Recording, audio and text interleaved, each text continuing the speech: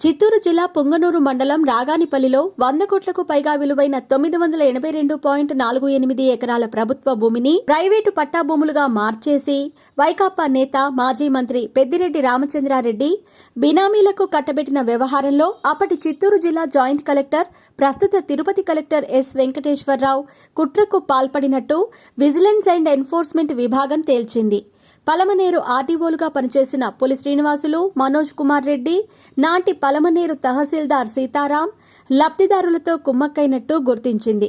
వీరంతా నేరపూరిత కార్యకలాపాలకు పాల్పడి ప్రభుత్వ భూముల మ్యుటేషన్లో అక్రమాలు చేసినట్టు నిర్ధారించింది. బీఎన్ఎస్, భూ కబ్జా చట్టాల్లోని అక్రమ చొరబాటు, మోసం, ఫోర్జరీ తదితర సెక్షన్ల కింద వీరందరిపై కేసులు నమోదు చేయాలని ప్రభుత్వానికి నివేదించింది. పెద్దిరెడ్డి రామచంద్రారెడ్డి బినామీల పరమైన 982 ఎకరాలు తిరిగి ప్రభుత్వానికి చెందేలా చర్యలు తీసుకోవాలని, ఈ కుట్రపై సమగ్ర దర్యాప్తునకు ఆదేశించడంతో పాటు బాధ్యులపై చట్టపరంగా చర్యలు చేపట్టాలని ప్రభుత్వానికి సిఫార్సు చేసింది. ఈ కుంభకోణంపై ప్రాథమిక విచారణ జరిపిన విజిలెన్స్ అండ్ ఎన్ఫోర్స్మెంట్ తాజాగా ప్రభుత్వానికి ఈ మేరకు నివేదిక సమర్పించింది. రాగానిపల్లిలోని 982.48 ఎకరాల భూమికి పొంగనూరు జమీందారు మహదేవరాయలు కుమారుడు శంకరరాయలు పేరుతో 1958 ఫిబ్రవరి 20న చిత్తు పట్టా జారీ అయ్యింది.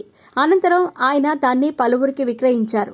ఆ తర్వాత 1977లో ఈ చిత్తు పట్టాను అప్పటి కలెక్టర్ రద్దు చేశారు. ఈ ప్రభుత్వ భూమిపై కొన్నేళ్లుగా వివాదం నడుస్తోంది.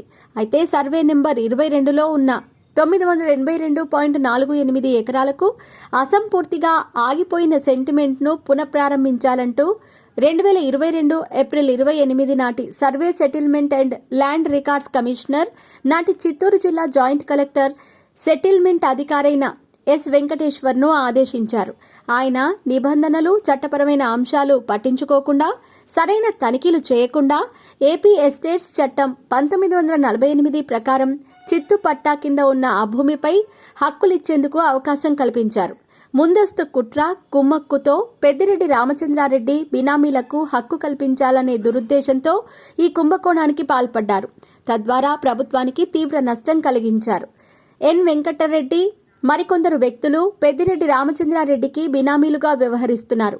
వీరంతా సర్వే నెంబర్ 22లోని 982.48 ఎకరాల ఆ భూమిని నిషేధిత జాబితా నుండి తొలగించాలని దరఖాస్తు చేసుకోగా, నాటి పుంగనూరు తహసీల్దార్ ఆ దరఖాస్తులను ఉన్నతాధికారులకు పంపించారు.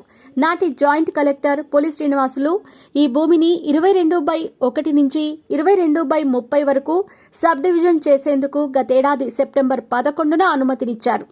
అంతకుముందే పుంగనూరు తహసీల్దార్గా పనిచేసిన టి సీతారాం ఈ 982.48 ఎకరాల భూమిని ఆన్లైన్ వెబ్లాండ్ రికార్డ్స్లో చేర్చాలంటూ ఉన్నతాధికారులకు విన్నవించారు. మొత్తం విస్తీర్ణాన్ని 30 సబ్ డివిజన్లుగా విభజించి 28 మందికి కేటాయించాలని కోరారు.